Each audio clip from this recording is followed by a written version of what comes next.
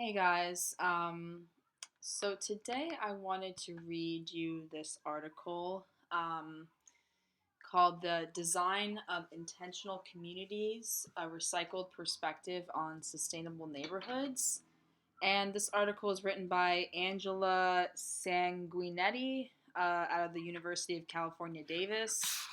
And I found this to be very interesting. You can find this on ResearchGate if you want. I will probably put the link below. I'm not sure if it requires any special membership or anything. I think I'm a member of ResearchGate, but I'm not even sure if I was logged in when I found this. So I'm going to just read as much as I can of this article that I find relevant.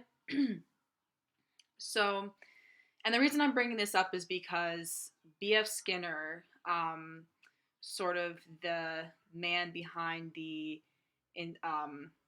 I guess, the modus operandi of intentional communities, basically behaviorism as a psychological approach, um, sort of the idea of like positive reinforcement, um, and that being sort of the basis for intentional communities. And I just want to put it out there because I know this is becoming kind of a trend, and I really feel like anyone who's invested in intentional communities should be aware of the roots and the potentials, especially if it becomes more mainstream. So, anyways, I just wanted to get into this article because I find it to be very interesting. Um, oh my god, my cat is being ridiculous. All right, so this article uses Skinner's The Design of Experimental Communities to guide behavior analytic interpretations of non behavior analytic research on contemporary intentional communities, highlighting ways in which this research substantiates many of Skinner's notions about reinforcement contingencies in a successful community. The article then considers intentional communities in light of more current behavioral theory, such as the notion of reconciling personal and collective contingencies and shifting the balance of resource intensive, resource light, and resource free reinforcers.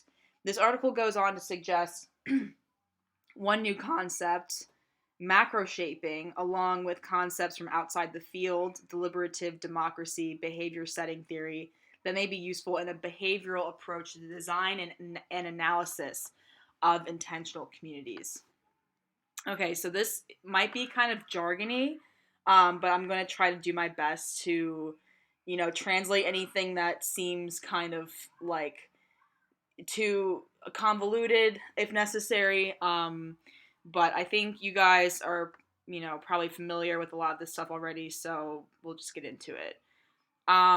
Over 50 years ago, Skinner outlined how the science of behavior might contribute to the design and analysis of experimental communities. 20 years prior, he authored Walden 2, a more descriptive but fictional account on the topic. In the 1960s and 70s, dozens of groups tried to create utopic communities based on the ideas in the novel and more generally the science of behavior. Yeah, so this is giving like a good outline of B.F. Skinner and Walden 2. Um, Both have forsaken an explicit Skinnerian orientation, but continue to use economic and governance systems inspired by the novel, i.e., the labor credit and planner manager systems. Yeah, and actually,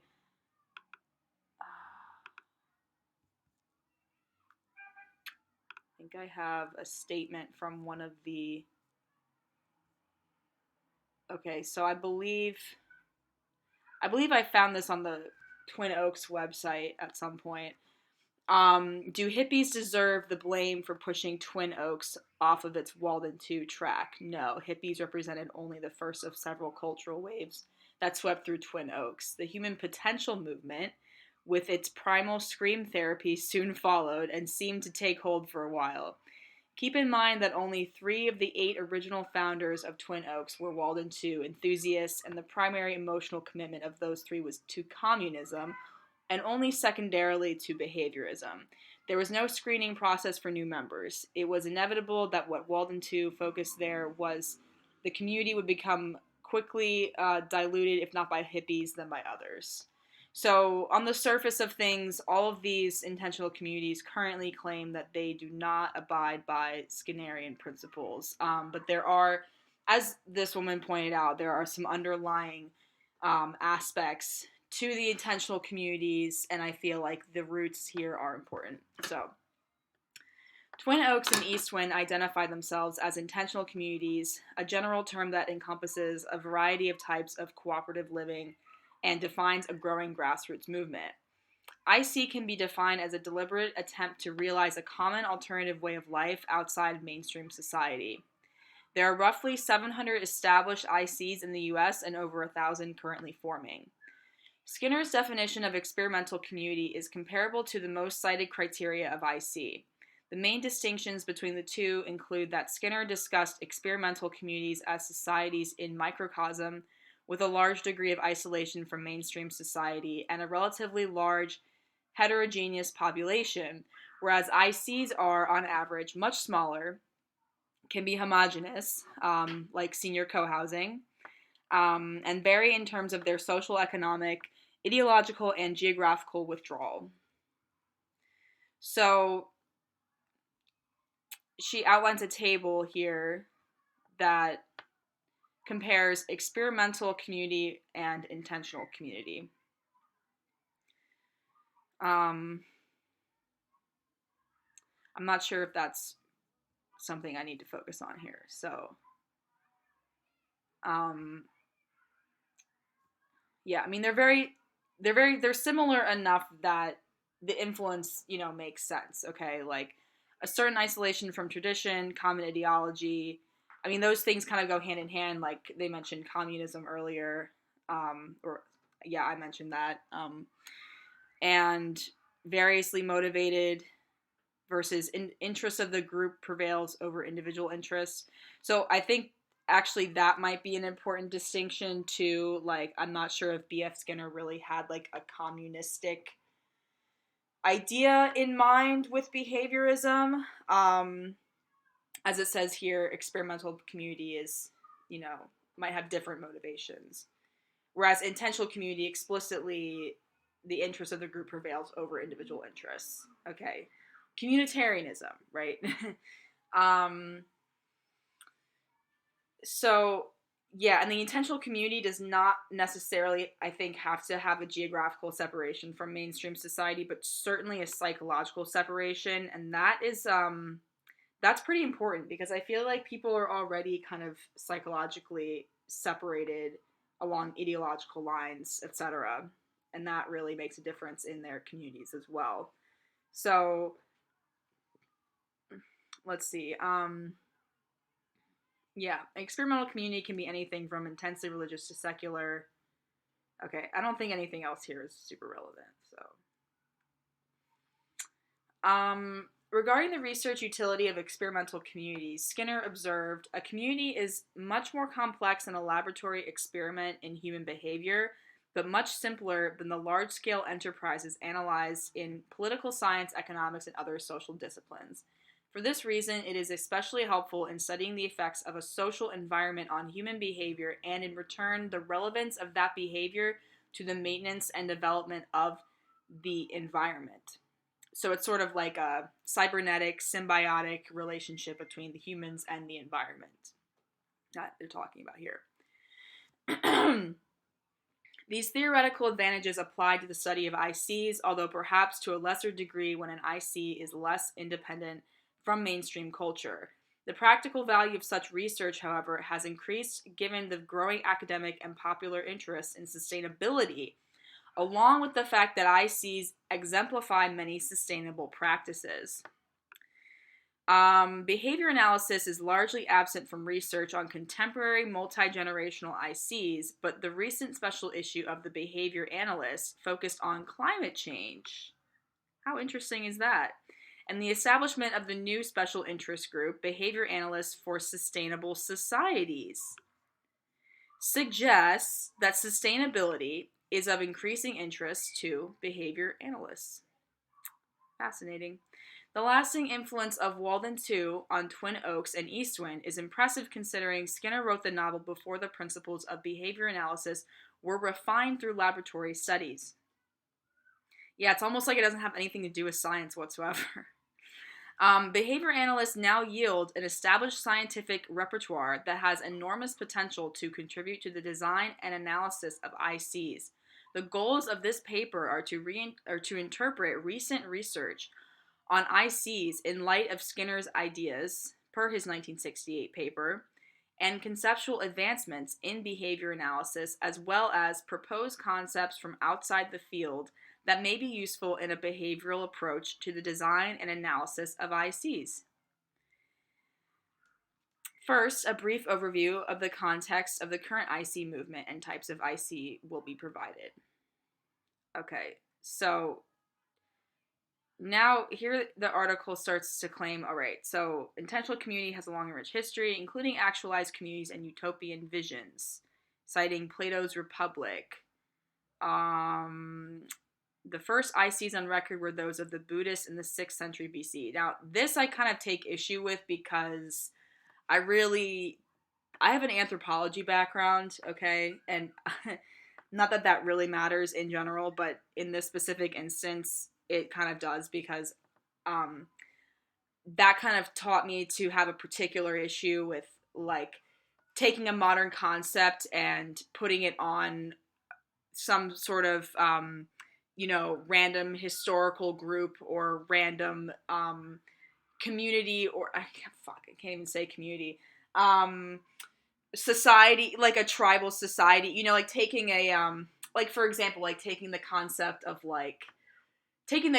of two-spirit and equating it with transgender. Okay, if you're familiar with either of those things, like, and how people talk about them, it's sort of like that, like taking something out of context, more or less. I feel like this concept of behaviorism, I mean, I don't really know anything about these Buddhists in the 6th century BC, but I can only guess that their motivations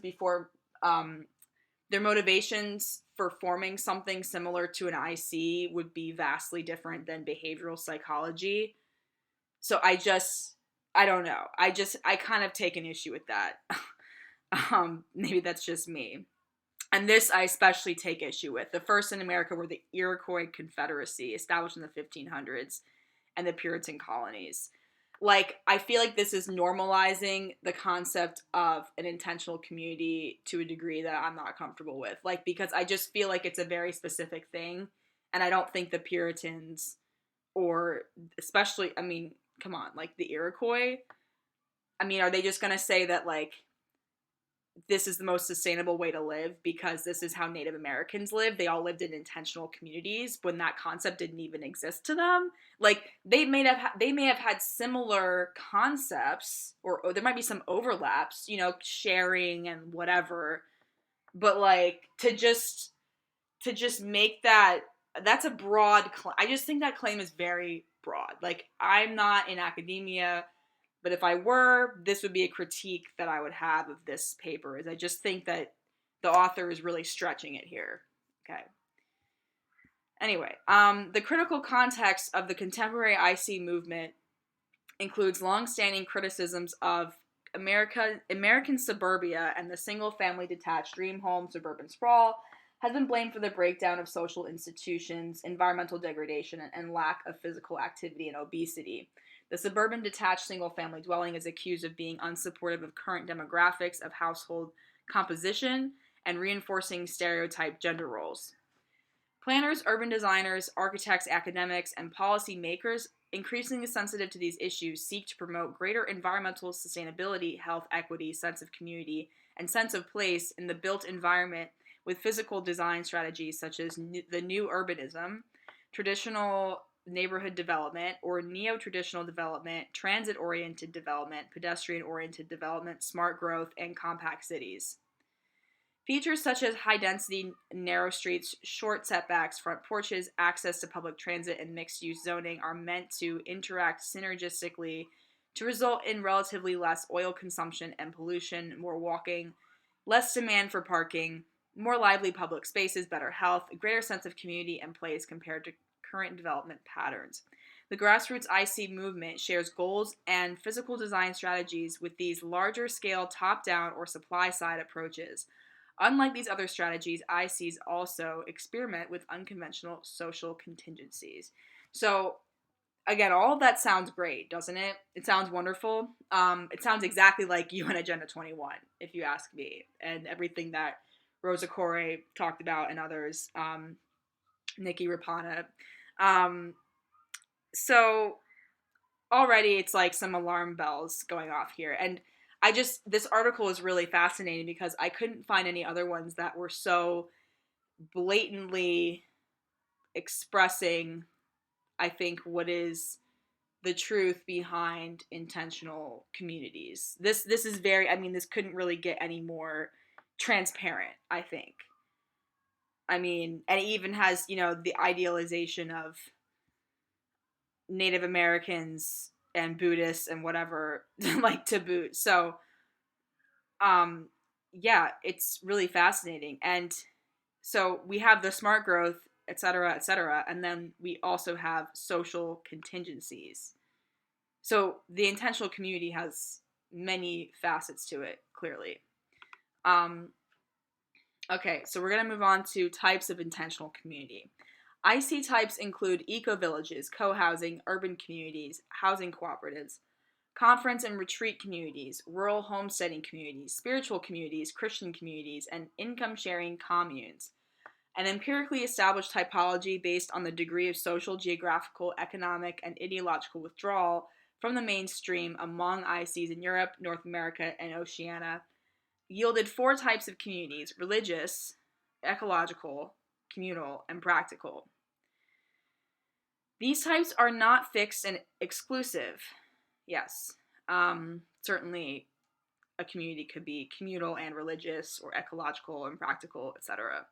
Co-housing, which might generally be considered a practical type of IC, has become increasingly oriented to ecological responsibility, and an eco-village might be owned as a co-op and use the co-housing model of environmental design.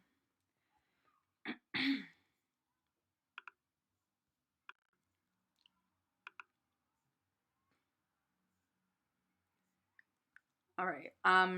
Co-housing is the fastest growing type of IC in the US and the subject of much recent IC research, so it will be introduced more thoroughly. There are approximately 134 established co-housing communities in the US and 176 more forming. Co-housing communities are composed of modest private homes supplemented by shared land and facilities. A common house is typically centrally located with cooking and dining space for shared meals. It may also include a TV room, guest room, laundry, blah, blah, blah. Common land usually includes community gardens and open space. Parking is consolidated on the periphery of the community and connected by shared pathways. These design features are referred to as social contact design. Co-housing is also characterized by participatory design development and resident recruitment, as well as participatory and egalitarian community governance and maintenance. The co-housing model was brought to the U.S. in the 1980s by architects McCammon and Durant, who adopted the concept from Denmark. Yeah, a lot of this shit comes from Denmark. George suggests that the following 4 characteristics distinguish co-housing from other types of communal living: neighborhood design that features a central meeting place, a deliberate size that is small enough for members to know each other and large enough for the group to survive if members occasionally leave, absence of hierarchy, and separate incomes. Co-housing can be new build or retrofit. New build is the most common and can be created using various development models, including resident-led and speculative. The retrofit model adapts existing buildings for co-housing, including commercial and industrial buildings. Some co-housing communities take advantage of existing housing stock, also known as housing-to-housing adaptive reuse, co-housing retrofit, or retrofit co-housing. So, yeah. Ecovillages are the most ambitious of ICs in terms of aspiring for environmental sustainability. They are the second most common type of IC in the US and the subject of considerable recent research. Gilman and Gilman define ecovillage by the following characteristics: human scale, full featured, Okay, and human scale means size so that members can know each other, typically 500 people or less. Full featured means provides major functions to sustain members, shelter, foods, sociality, manufacture, commerce, and leisure. Harmlessly integrates human activities into the natural world, cyclic use of material resources, supports healthy human development, and can be successfully continued into the indefinite future. Okay. So there are hundreds of eco-villages worldwide. In the US, there are about 52 established and 127 more in the forming stages. Skinner noted that the design of an experimental community should be driven by two questions. First, what behavior on the part of the members of a community is most likely to contribute to its success? Second, how may that behavior be generated and maintained? These questions guide the extensions of his ideas presented in this paper.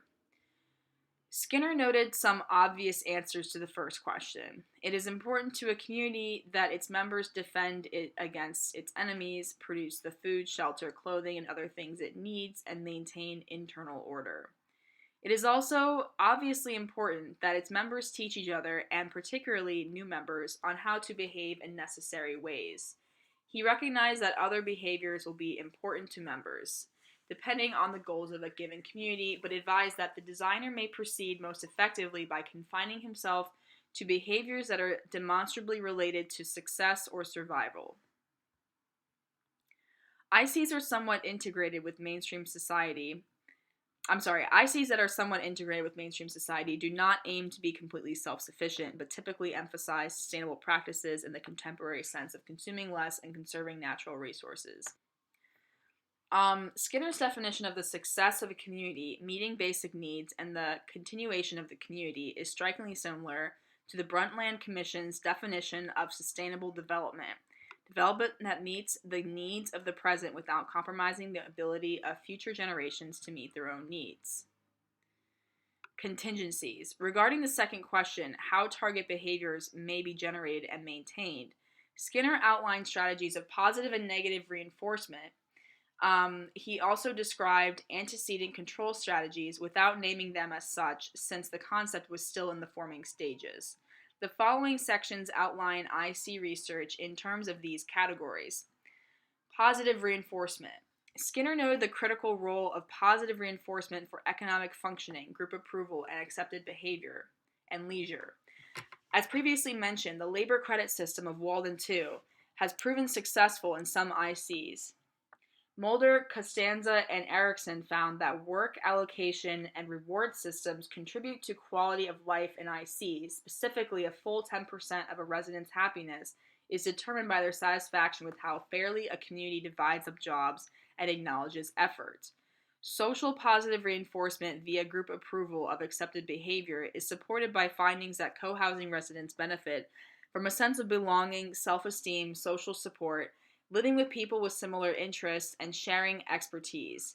Skinner's notion that leisure activities reinforce the simple behavior of remaining in the community also fits well with several findings in co-housing research.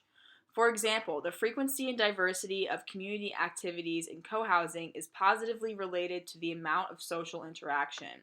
In particular, attendance at community meals is positively related to the fulfillment of work responsibilities and negatively related to the number of foreclosures a community has experienced.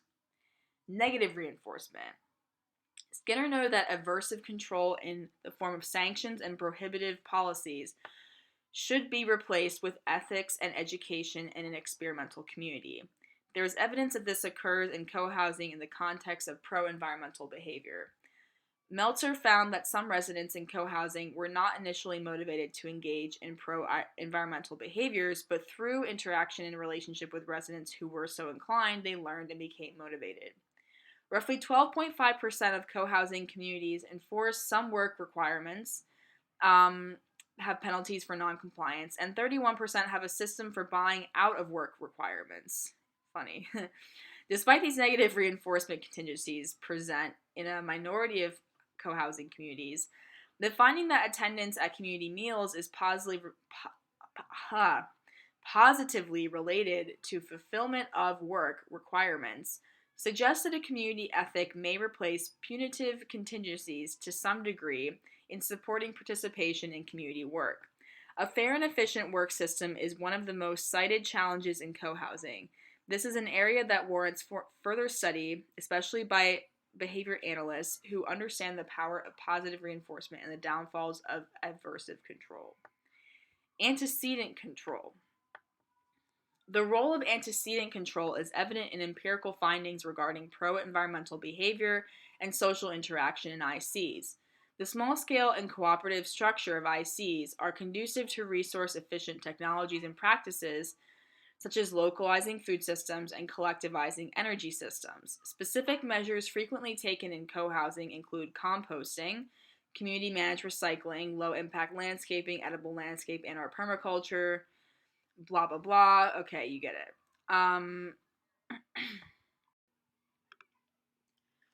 Reconciling personal, social, and ecological contingencies. Skinner noted that the success of an experimental community is the same as the success of all members individually. Thus, target behaviors will be related to both personal and collective outcomes, like quality of life and ecological sustainability. Glenn described the contingencies in Walden 2 as reconciling personal and collective interests through such features as a non competitive culture and the absence of ceremonial control, i.e., institutionalized social power. These ideas correspond to a pervading theme in IC research that sustainability is promoted through enhanced understanding of the interdependence between the society, individual, and the environment. What does a sustainable society look like? Ecovillages suggests the necessity of a paradigm that facilitates a sense of community wider than the traditionally human one. It means that not only do people have a more accurate understanding of the complex interrelations between themselves and the land, but also that they feel obligated to steward the land that gives them so much. In his study of Ecovillage at Ithaca, an ecovillage consisting of 4 co-housing neighborhoods, Kirby outlined a more differentiated taxonomy of connections that promote a sustainable lifestyle in ICs. Connection with wild landscape, a spiritual connection with the natural world, connection with community, connection with a cultivated landscape of benign human activity, use of nature, a sense of personal integration, reconnection of separated components of experience, connection through time, or intergenerational sustainability. These connections are forged through behavioral mechanisms, through the adoption of practices at EVI that make explicit the connectedness of the individual to the social and ecological worlds. Both self and environment are being mutually and reciprocally transformed. The development of a new form of social and ecological relations takes place through the everyday lived experience of residents. A basic tenet of behavior analysis is that the more salient a consequence, in terms of immediacy, magnitude, quality, or probability, the greater control it exerts over behavior. This may be a key mechanism in the relationship between connectedness and sustainable living. That kind of reminds me of, global warming as a scare tactic, like, immediate, large, very likely to happen, exerting greater control over people's behavior. Kirby's connections can be conceptualized as links between behavior and consequences. A strengthened connection is a more salient set of contingencies, one directly experienced. For example, the social consequences of one's behavior are salient in close community, where interactions are frequent and cooperation essential. Likewise, the effects of one's behavior on the natural environment are more salient when one directly interacts with nature. Skinner expressed similar notions of alienation and reconnection through direct experience of contingencies relevant to individual success in his theoretical update from Walden 2, News from Nowhere, 1984. At the start of his career, Marx got it right. The working classes were suffering more from alienation than from exploitation, as bad as that may have been. The worker who is said to feel powerless has nothing to show for his work but his wages. Nothing that is his he has done. The worker who is said to feel estranged from society is spending too much of his day untouched by social contingencies. What it means to say that the worker is depersonalized is a little harder to explain. A person or self is a repertoire of behavior. The repertoire shaped and maintained by daily life is rich and varied. The repertoire shaped and maintained by a factory is small and stale. It does not compose much of a person. Walden 2 is state ownership without a state. So who owns it then? That's the question. Its members are not employed because there is no employer. So people are employed by one another, essentially. They come into direct contact with the world as people did before there were governments, religions, or industries. They have immediate reasons for behaving, and they behave in ways which not only support their way of life, but give them the sense of satisfaction that comes from effective action. The ideological roots of the idyllic suburban single-family detached dwelling can be traced beyond the alienating forces of the Industrial Revolution to the Enlightenment philosophy of John Locke, which articulated new relations between self, society, economy, and property. Archer highlights three particularly influential ideological strands: property, pastoralism, and fragmentation. Right. So the argument is that individual ownership of property is alienating to people. In response to the notion that private ownership of land is a natural and legal right, private property came to function as an articulation of the autonomous, politically potent self. Pastoralism added the requirement of ample space between private detached dwellings, often a non-productive landscape for leisure pursuits, to protect the individual and nuclear family from the encroachment of outside influences, since creating one's identity became an individual responsibility. I mean, I think farms were always private detached dwellings that were, yeah, like privately owned, even before suburbs were created. So, I mean, I'm not really sure what this argument is for. Spatial segregation of the domestic realm and the public realm further insulated the individual and nuclear family, separating home life from work and other public experiences. These ideas immigrated with the first English settlers to America, where the privately owned single-family detached dwelling, already an emblem of liberation from economic and political bondage. Right, so we don't want this anymore? I mean, listen, I'm not saying there isn't environmental issues with people obsessively, trimming their lawns and watering it and so forth, but like, I mean, does that mean we do away with private property? I don't think so. Um, anyways, yes, the emblem of liberation from economic and political bondage had special relevance. Land was abundant, and individualism reached a whole new level. This dominant ideology, oh my god, I can't speak right now. This dominant ideology participated in a complex web of forces, including trends in communication, transportation, and trade, with which development patterns in the U.S. have reciprocally evolved. The widespread adoption of the car in the early part of the 20th century, the revolutionary technological advancements in the latter half, and continuing trends toward economic and cultural globalization have enabled greater dispersion of the population relative to previous settlement forms. Private homeownership in suburbia was encouraged by a synergy between federal policy and industrial commercialism post-World War I, interrupted during the Great Depression, then in full force post-World War II. Yeah, it was kind of an equalizing force, World War II. A lot more people were able to have access to their own property instead of, living on a landlord's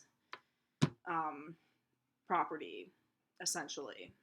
I don't understand why that's, it's like they're trying to paint it a certain way that's disingenuous. Locke's concept of self and identity relied on the abstraction of the individual from the social fabric of society and the physical fabric of the material world. Locke effectively discounted both the biological and social complexities of the processes according to which consciousness, knowledge, and identity were formed. Not only did this suggest that the self was comparatively autonomous in relation to society, but, as a corollary, it atomized people as individuals. As a physical corollary of the hegemonic notions of independence and individualism, right? It's hegemonic to seek independence and individual rights. You're supporting hegemony, power structures, by pursuing your own independence and rights as an individual. I mean, that's kind of an oxymoron, isn't it? It is unsurprising that the suburban form has been associated with isolation, social injustice, and environmental degradation, and that intentional community, as a counter control strategy, would seek to ameliorate these issues by reestablishing connectedness to self, society, environment, thus reconciling personal, social, and ecological contingencies. Yes, we're going to save the earth by taking away private property. Okay? Shaping a sustainable society. Grant describes the path to sustainability as involving a transition from resource-intensive reinforcers to resource-free and resource-light reinforcers, along with the development of attendant consumption skills. He offers Walden II and Bohemian communities as exemplars of cultural practices that encourage relative increases in resource-free and resource-light intellectual, artistic, and literary reinforcers and decreases in resource-intensive material consumption. In addition to these more complex cultural reinforcers, intentional communities exemplify increases in resource-free and resource-light social and natural reinforcers, which also leads to decreases in material consumption and may help reconcile personal and collective contingencies, right? Because you just spend too much of your time pursuing things that you want to pursue for yourself. You're not doing enough for the community. For example, a survey comparing ICs to traditional development found that social capital is higher in ICs and substitute for income and built capital, allowing for higher quality of life with less material throughput. Yes, social capital matters more. So, like, what have we witnessed in society recently with social media? Social capital has increased quite a lot as something of importance to people, probably in some ways above income. I think that's interesting. Grant advises that achieving sustainability hinges on how effectively advocates can portray an attractive future based on stable resource consumption and highlight existing subcultural practices that, if properly scaled, can form the basis of such a future. If properly scaled. Yeah, there's going to be a lot more of these things forming, I think. Compared to other IC types, cohousing is the most congruent with dominant cultural norms and values, and therefore easier to portray as attractive to the mainstream. Yeah, slowly boiled frog.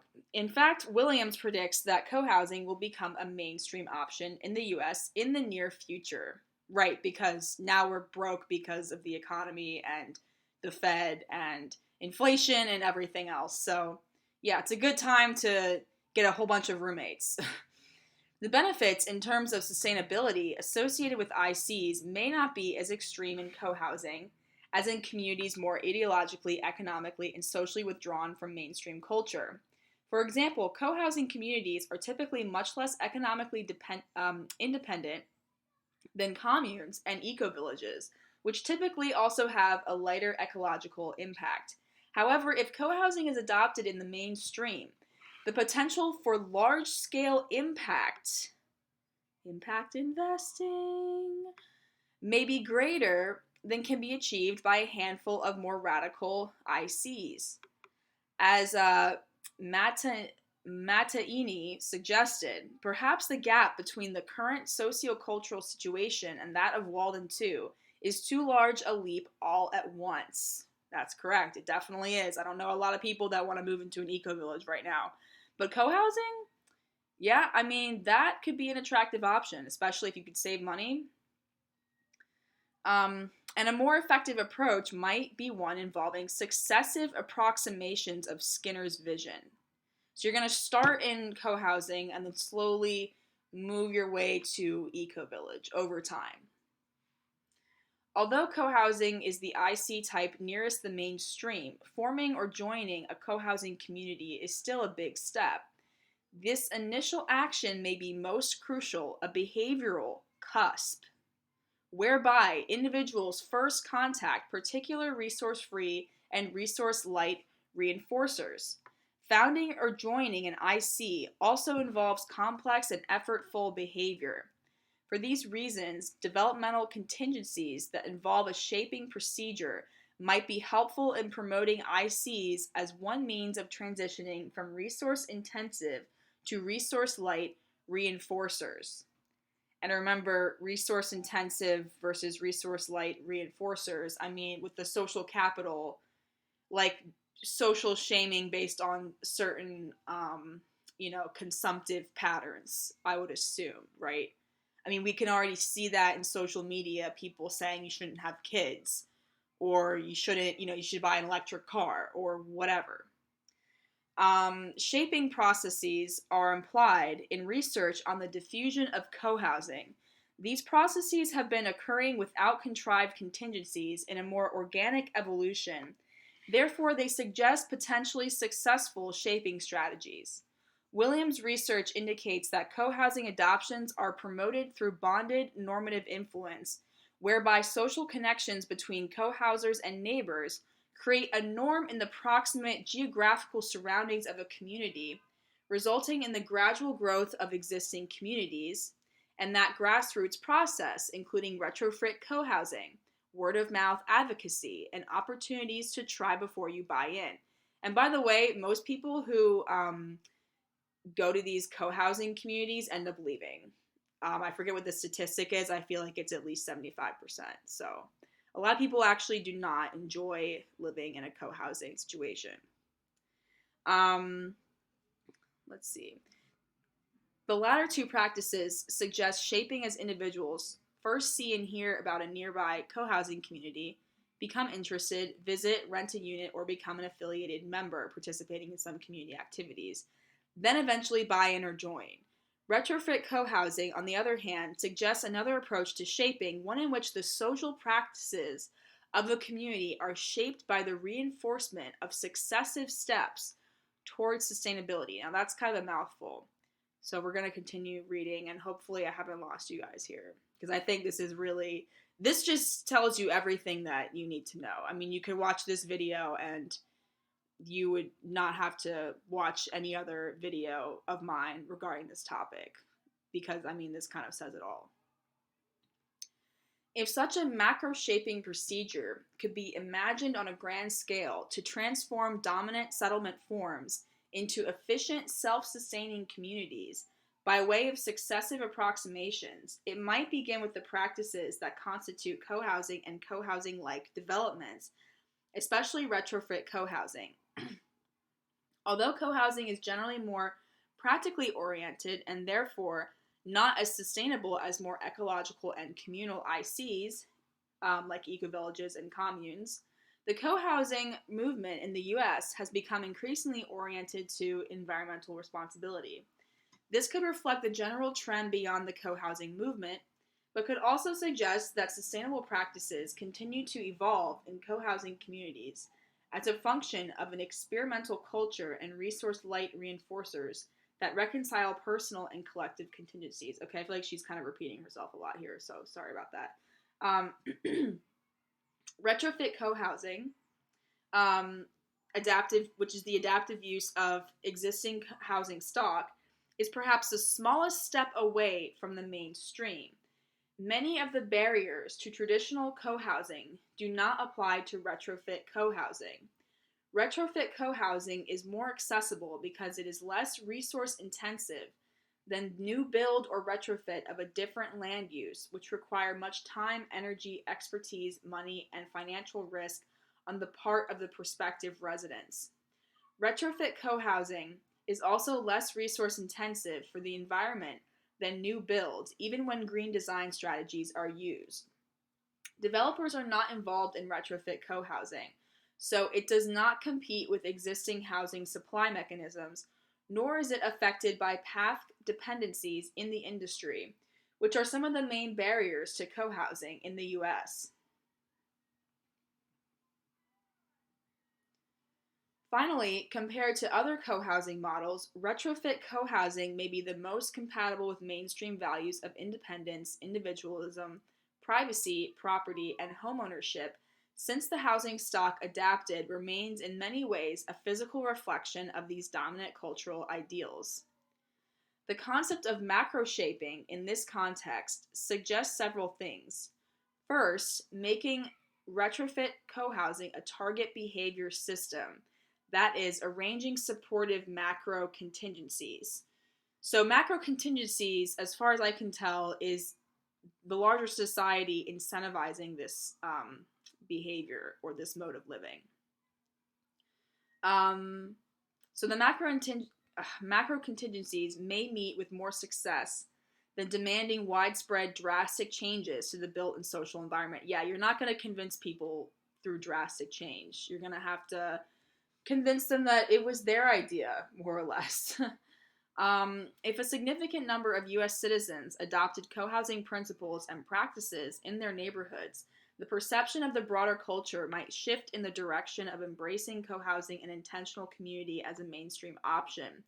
Those adopting the co-housing lifestyle might develop critical repertoires, connection to nature and community, which in turn might establish the reinforcing value of increasingly sustainable lifestyles. In addition to such progressive, naturally occurring contingencies and macro contingencies, educational outreaches and policy initiatives could promote progressively more sustainable development patterns. Um, Significant barriers that remain even for retrofit co-housing include unawareness and ideology. Mainstream society is largely unaware of co-housing and other types of intentional community. Upon first introduction, co-housing and other ICs may evoke connotations of the hippie communes of the 1960s and 70s due to shared properties that are otherwise unfamiliar. The limited diversity in early adopters of co-housing in terms of race, income, education, and political affiliation may reinforce these assumptions. Co-housers tend to be white, affluent, well-educated, and very liberal. Oh, you don't say. Oh, you don't say this is a rich people idea because, like, come on. I mean, there's like immigrants in this country that are basically already living in a fucking co-housing situation with 15 people in the same house, for example. Or people like crowded up in tiny apartments and shit. I mean, it's like, does this not scream like some kind of like rich white guilt, if nothing else?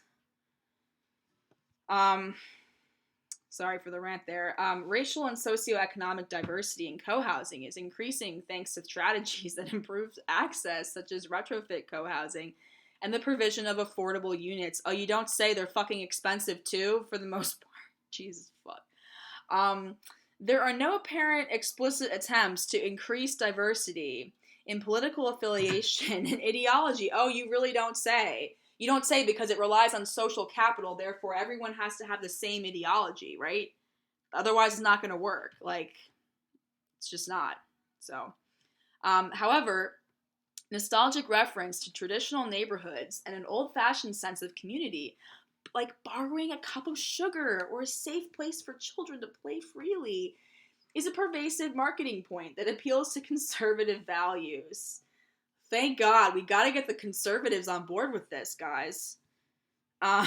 Researchers and advocates relatively greater focus on pro-environmental and pro-social values in co-housing rather than private values related to personal identity, fulfillment, and self-actualization also hints at stereotyped notions of IC. This focus may need to shift if co-housing is to become competitive with a housing form that has monopolized such personal functions. Misconceptions about ICs may have many roots, including seeds of truth, but they contribute to an unnecessarily narrow image that appeals to a particular demographic. Right, so we have to figure out how to convince more people to get on board with this, right? Meanwhile, most Americans remain unaware of the variety of lifestyles that can be supported in different types of intentional community and their compatibility with a wide array of mainstream values, including health, safety, child development, aging in place, financial prudence, and localizing resource dependence. Not private property, though. Not that one. No, that's not compatible with intentional community. Some general answers to Skinner's 1968 guiding questions: what behavior on the part of the members of the community is most likely to contribute to its success? How may that behavior be generated and maintained? Particularly in the context of sustainability, can be extracted from IC research. Right, so they claim that they're not, working in terms of Walden 2 or B.F. Skinner's theories, but I mean, if they're able to provide this research, then I feel like they kind of are, right? Well, Skinner's theories about experimental communities are a worthy part of the legacy of radical behaviorism. Their relevance to issues of sustainability invites a timely renewal of interest among behavior analysts. An interpretive review of the contemporary empirical literature on the comparable phenomenon of ICs substantiates Skinner's early ideas about experimental communities.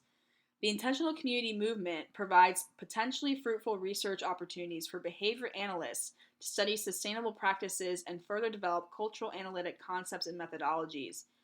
Um, Several provocative but underdeveloped concepts were discussed in this paper. Further development of these concepts may be especially helpful in understanding the value and potential of intentional communities as a means of moving society in a more sustainable direction. So, yeah, this is kind of like the blueprint here. I mean, because how are they going to implement all of these, um, UN goals without something like intentional community, right?